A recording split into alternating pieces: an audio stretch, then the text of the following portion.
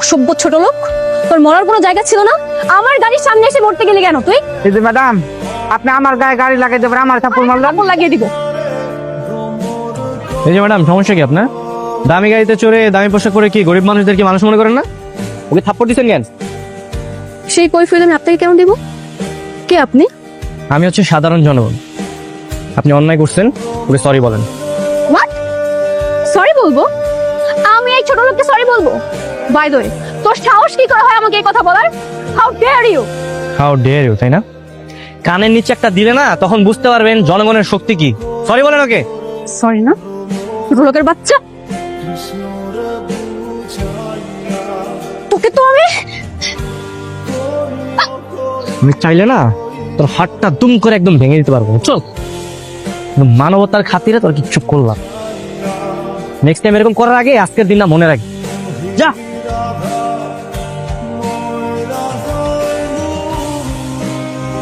ভাগ্য ভালো যে আজকে আমার ইন্টারভিউ, তাহলে এত সহজে তোরা ছাড়তাম। Mind it. না আসবো।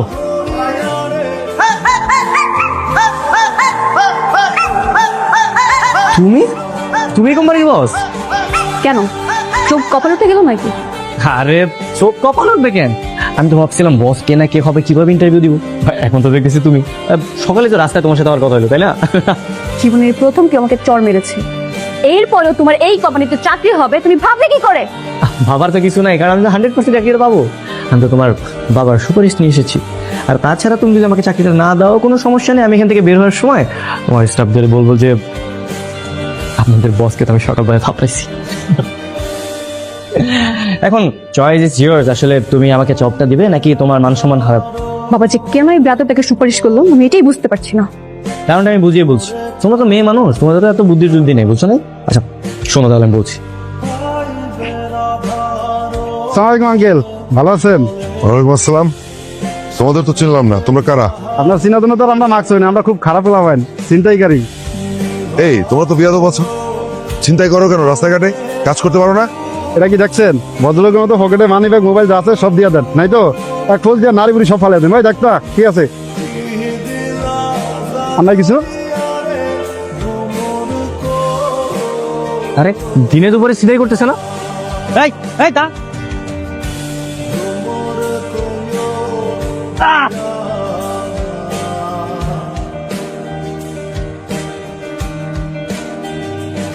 এই না আঙ্কেল আপনার মানি ব্যাগ। ইস, তোমার তো অনেক ক্ষতি হয়ে গেল বাবা। এই মানি ব্যাগের জন্য তোমার এত বড় ঝুঁকি নিয়ে ঠিক হয়নি। আঙ্কেল আমি তো চাকরির জন্য ঘুরছি। আচ্ছা, তাহলে আমি তোমাকে একটা কার্ড দিচ্ছি। এই কার্ডটা নিয়ে এই অফিসে যাবে, এই ঠিকানা যাবে। তুমি উপস্থিত হলেই চাকরি কনফার্ম। কি বলেন, চাকরি কনফার্ম মানে? অবশ্যই, ওটা আমারই অফিস। আমার মেয়েই দেখে, আমিও মাঝে মাঝে বসি। তেমন কিছু না, ছোটখাটো একটা অফিস, কিন্তু তারপরেও যেভাবে চলে এই ভদ্রলোকের মতো বেঁচে আছি। থ্যাংক ইউ আঙ্কেল, তাহলে আমি কালই যাবো। অবশ্যই আসবে। কিন্তু এই কোম্পানিতে চাকরি কন্টিনিউ করতে হলে তোমাকে কিছু রুলস মেনটেন করতে হবে। রুলস? আচ্ছা ঠিক আছে, বলেন রুলসগুলো কি একটু শুনি। এই যে যেমন সকাল 10টার মধ্যে অফিসে আসতে হবে, যদি 1 সেকেন্ডও লেট হয় তোমার পুরো দিনের বেতন কাটা যাবে। তাহলে আমার যদি 10টায় আসতে লেট হয়, আমি কেন অফিসে আসবো? আমি বাসায় থাকবো। অফিসে এসে যদি আমার টাকা কাটাই যায়, তাহলে আমি অফিসে আসবো না, আমি বাসায় থাকবো, কোনো সমস্যা নেই। এখানেই শেষ না, আরো আছে। যদি বিনা ছুটিতে একদিন অফিসে না আসো, তোমার পুরো সপ্তাহের বেতন কাটা যাবে। বাপরে বাপ। আর কিছু না, আপাতত আর কিছু না, বাকি সবকিছু তোমাকে কলি বুঝিয়ে দিবে। আমাকে ডেকেছো? হোয়াট? আমাকে ডেকেছো মানে কি? ডেকেছো মানে কি? আমি তোমার কোম্পানির বস, সুতরাং আমাকে তুমি না করে আপনি করে বলবে। জি বস, বলেন। কয়টা বাজে এখন? কয়টা বাজে মানে? আপনার হাতে ঘুরে আসছেন, আপনি সময়টা দেখতে পারেন না? আমার কি কাজ ধান্দা বলে কিছু নাই? আপনি এখানে ডেকে আমার সময়টা নষ্ট করতেছেন শুধু শুধু। আমি তোমাকে এখানে জামাই আদর করার জন্য ডেকে আনিনি। আজকে তুমি অফিসে ঢুকতে 15 মিনিট লেট করেছো কেন? যেহেতু রুলস ব্রেক করেছো, তাহলে তোমার বেতন থেকে আজকের দিনের বেতনটা কাটা যাবে। ম্যাডাম, আমি তো আপনার সাথে অফিসে ঢুকেছি, তাই না? মানে আমি যদি লেট করে থাকি তাহলে আপনিও লেট করছেন, আপনার কয় টাকা জরিমানা হওয়া উচিত? কি? আমি এই অফিসের মালিক, আমি কখন আসবো কখন বের হব সেটা আমার ব্যাপার। শেফ সাহেব কি হয়েছে আপনার? আপনি কি বেশি খারাপ লাগছে? শেফ সাহেব, আরে ওনার কি হয়েছে? রায়হান স্যার, শেফ সাহেব হঠাৎ করে অসুস্থ হয়ে পড়ছে, মনে হচ্ছে প্রেশার ফল করেছেন। এখন তো অবস্থা বেশি একটা ভালো না। এই ওনার ধরো, তাতে ডাক্তার কাছে দিতে হবে।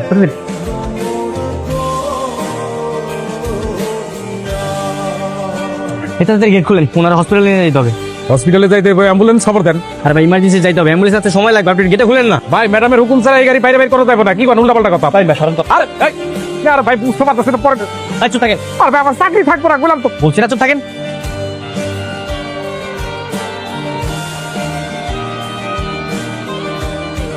গাড়ি কোথায়? কি হয়েছে? আমি কিছু জিজ্ঞেস করছি, গাড়ি কোথায়? ম্যাডাম ওই যে আমাদের অফিসে যে নতুন ছেলেটা জয়েন করছে না, আমাদের অফিসের স্টাফ একজন অসুস্থ হয়ে গেছে, আপনার গাড়ি করে ওই স্টাফকে হাসপাতালে নিয়ে গেছে ওই নতুন ছেলেটায়। What? আমার গাড়ি কি অ্যাম্বুলেন্স নাকি যে রুগীকে আমার গাড়ি করে নিয়ে যাবে? বিশ্বাস করেন ম্যাডাম, আমি চাবি দিতেছেন আমার কাছ থেকে জোর করে চাবিটা নিয়ে গেছে। আগে আপনি তুই না দিলে জোর করে নিয়ে যায় কি করে? তুমি আগে কেন বললি না? হ্যাঁ, ডাক্তার বলেছেন স্বাভাবিক আছে, কোনো সমস্যা নেই। ম্যাডাম আপনার গাড়ির চাবি।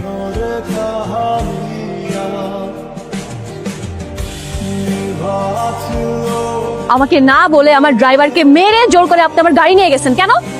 আপনি জানেন এই গাড়ির দাম কত? ম্যাডাম আমি গাড়ির দাম জানি না, কিন্তু আপনার গাড়ি থেকে একটা মানুষের জীবনের মূল্য অনেক বেশি। পৃথিবীর সবকিছু দিয়েও না একটা মানুষের জীবন ফিরিয়ে আনতে পারবেন না। থাক, অনেক হয়েছে। আর লেকচার নয়, এখানে আমি দাঁড়িয়ে দাঁড়িয়ে গরিবদের মুখ থেকে লেকচার শুনতে আসিনি। আপনি আমার সাথে বেয়াদবি করেছেন। আজকের পর থেকে আপনার এই অফিসে কখনো চাকরি করতে আসবেন না, আপনার চাকরি নট। বের হয়ে যান। মানে কি ম্যাডাম, আপনি আমাকে থাপ্পড় মেরেছেন, আমি মেনে নিলাম, তো তাই বলে আপনি আমাকে চাকরি থেকে বের করে দিতে পারেন?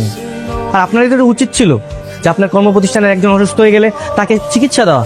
সেখানে আপনি একটা মানুষের কোনো জীবনের মূল্য নেই। অফিসের মালিকের মেয়ের সঙ্গে আমি প্রেম করব? আপনি কি পাগল হয়ে গেছেন? কেন? মালিকের মেয়েকে ভালোবাসা যায় না? আমার কি ভালোবাসার কোনো অধিকার নেই? না না, তা অবশ্য আছে, তাই বলে খুঁজে খুঁজে আপনি আমাকেই? আর আমি তো আপনার চরম শত্রু। দেখো, তুমি আমার সবার সামনে চোখ খুলে দিয়েছো। সবার সাথে আমি কত খারাপ ব্যবহার করতাম। ছি, সবাই আমাকে এতটা ঘৃণা করতাম কখনো বুঝতেই পারিনি। কিন্তু তুমি তুমি আমাকে সেটা বুঝিয়ে দিয়েছো। বোঝার জন্য অনেক অনেক থ্যাঙ্কস। কিন্তু আপনি যে আমাকে বিয়ে করতে চান, আপনার বাবা চৌধুরী সাহেব কি রাজি হবেন? উনি যদি জানে আমাকে কিন্তু ঘাড় ধাক্কা দিয়ে অফিস থেকে বের করে দিবে। দেখো, আমি তোমাকে হারাতে চাই না। বাবা যদি মেনে না নেয়, প্রয়োজনে আমরা কাজ অফিসে যাই, তারপর বিয়ে করব। তারপর বাবার কাছে গেলে বাবা কখনো আমাকে ফিরিয়ে দিবে না।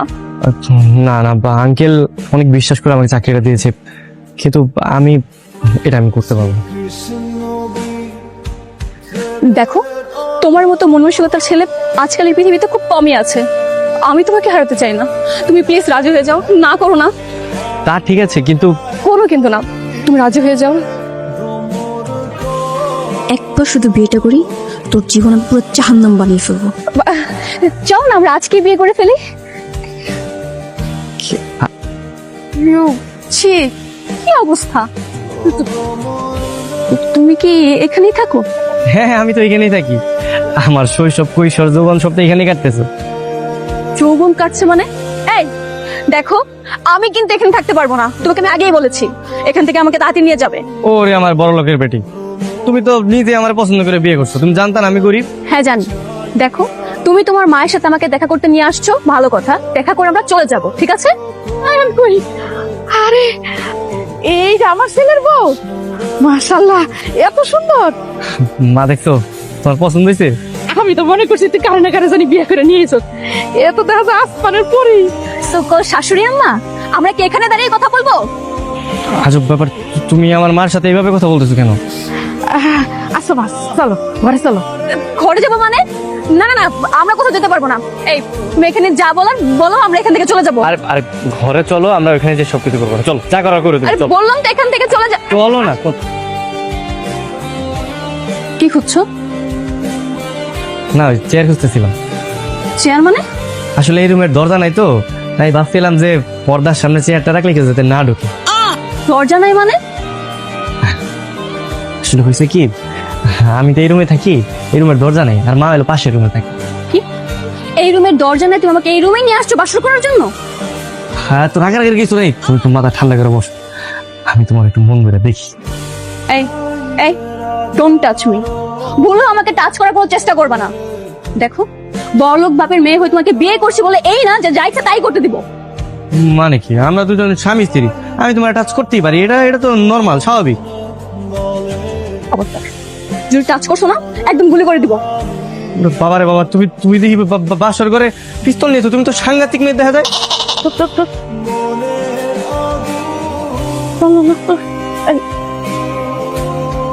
মা, তুমি এখানে?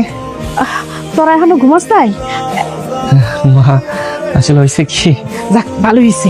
আমি একটু ছাগলটা তোকে ঘরের কোনায় বাইন্দা রেখেছি। হ্যাঁ, তোকে ঘরটা তো একটু বড় আছে, এখানে একটু কোনায় বাইন্দা রেখেছি। What? ছাগল আমাদের রুমে থাকবে মানে? তুমি বাসর করে কি আমি ছাগল নিয়ে ঘুমাবো? না মানে আসলে হয়েছে কি বৌমা, অনেক চুর বাইরে গেছে, আমি ছাগলটা যদি বাইরে রাখি তাহলে তো চুরি করে নিয়ে যাবো। আর তুমি ঘরটা তো বড় আছে, ঘরের এক কোনায় বাইন্দা রেখে যেতেছি, কোনো সমস্যা হইব না, তোমরা তো খাটেই থাকবা। আমি তোমাকে বিয়ের আগে বলেছিলাম যে বিয়ের পর আমি আমার বাবার বাড়িতে থাকবো, কিন্তু তুমি তুমি তোমার মার কথা শুনে আমাকে এখন পর্যন্ত সেই বস্তিতে রেখেছো কেন? তুমি কি বলতে যাচ্ছ? তোমার জন্য আমার মাকে আমি ফেলে দিব? আমার মা কষ্ট করে এতদিন আমাকে বড় করেছে, আর গতকালকে তোমাকে বিয়ে করে আজকে আমার মাকে ফেলে আমি তোমার সাথে চলে যাবো? বাহ বাহ বাহ। কি তার মানে তুমি বলতে চাচ্ছ আমি এত টাকার মালিক হওয়া সত্ত্বেও তোমার সাথে সেই বস্তিতে থাকবো? হ্যাঁ শোনো, তোমার মতো ছেলে আমার কাজের লোক হওয়ার যোগ্যতা রাখে না, সেখানে আমি তোমাকে বিয়ে করেছিলাম। কুল ম্যাডাম কুল, আমি কাজের লোক না, আমি আপনার কোম্পানির একজন কর্মকর্তা।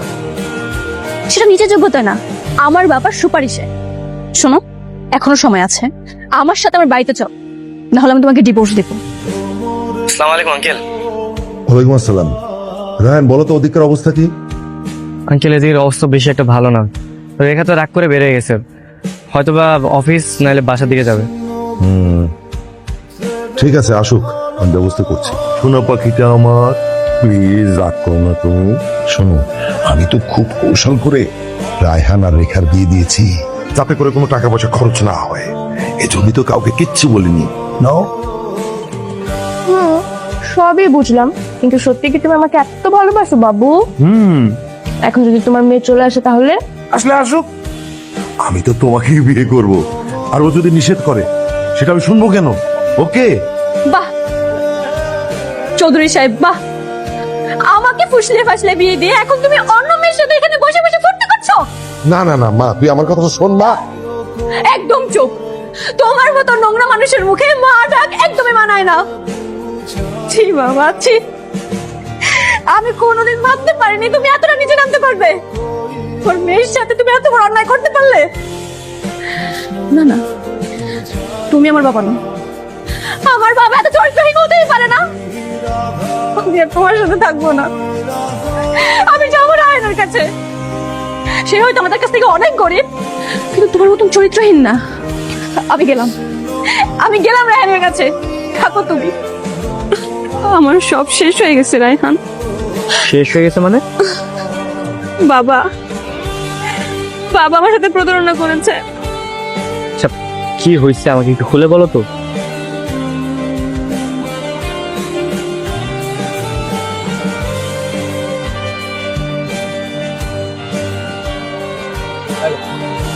যা হয়েছে এটার জন্য কান্না করারই তো কথা। আমি আর বাবার কাছে থাকতে চাই না, আমি আমি তোমার সাথে থাকতে চাই। তুমি শুধু ওই বস্তিটা ছেড়ে আমাকে একটা রুম ভাড়া করে দিলেই হবে প্লিজ। আচ্ছা, তা না হলে আমি রুম ভাড়া করলাম, সমস্যা নেই, কিন্তু তুমি তো আমাকে তো পছন্দ করো না, তুমি তো আমার উপর প্রতিশোধ নেওয়ার জন্য বিয়ে করেছিলে। কে বলেছে পছন্দ করি না? মেয়েরা কখনো তাদের পছন্দ মুখ ফুটে বলে না। আমি তোমাকে অনেক আগে থেকেই পছন্দ করি। তুমি যখন সবার সামনে আমাকে বকতে, আমি তখন থেকে তোমার প্রতি ইমপ্রেস হয়ে গিয়েছিলাম, কিন্তু কখনো মুখ ফুটে বলতে পারিনি। এতদিন জানতাম যে মানুষ কেয়ার পেলে মানুষের প্রতি ফিলিংস বাড়ে, ভালোবাসা হয়, আর এখন দেখে উল্টো, যে একটা থাপ্পড়ের কারণে তুমি আমার প্রেমে পড়ে গেছো। ওয়াও রায়হান, তুমি আমাকে সারা জীবন তোমার পাশে রাখবে তো? বলো না, তুমি আমাকে সারা জীবন ভালোবাসবে?